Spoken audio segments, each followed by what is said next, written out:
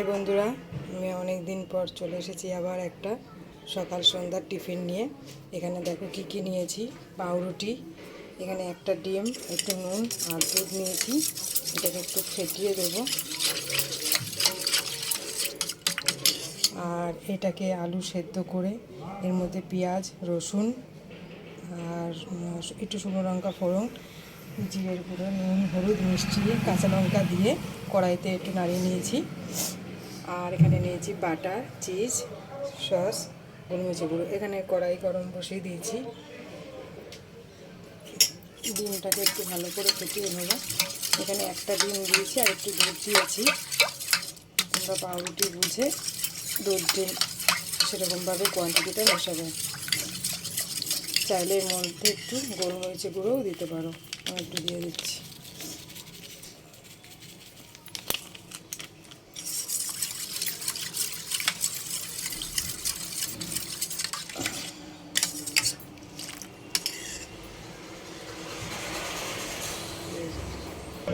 এ দেখো, এবার পাউরুটির ওপরে সসগুলো এরকমভাবে লাগিয়ে নিলাম। এবার আলু সেদ্ধটাকে এটার মধ্যে দেব। কড়াইতে তেল দিয়ে একটু বাটার দিয়ে দিলাম।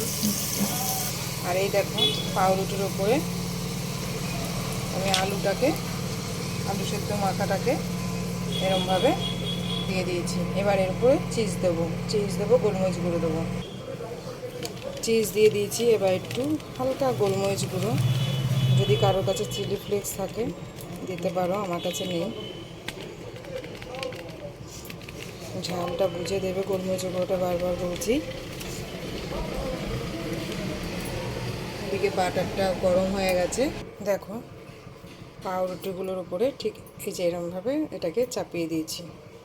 এবার এটাকে কড়াইতে ফ্রাই প্যানে একটু ভাজবো। বাটারটা দিয়েছি বলে একটু এরকম হয়ে গেছে, কালো পুড়ে যায়নি কিন্তু এরকম হয়েছে। এই যে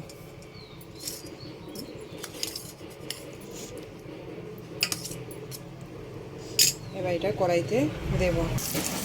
এই দেখো, কড়াইতে দিয়েছি।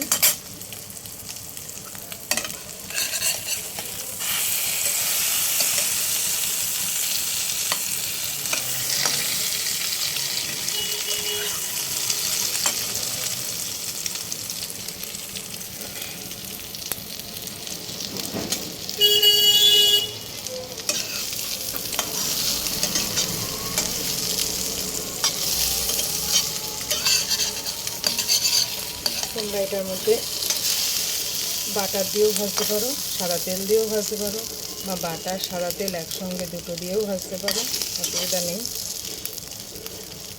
দুধে দিয়ে ভিজিয়ে রাখবে না, নরম হয়ে যাবে।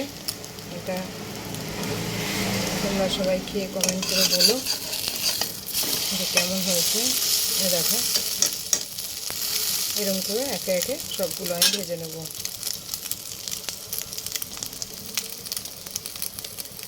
দেখো, কড়াইতে আবার বাটার দিয়ে আবার এরকমভাবে পাউরুটিগুলো ভেজে ঠিক এরকম দেখতে হয়েছে। এবার এগুলোকে কেটে নেব।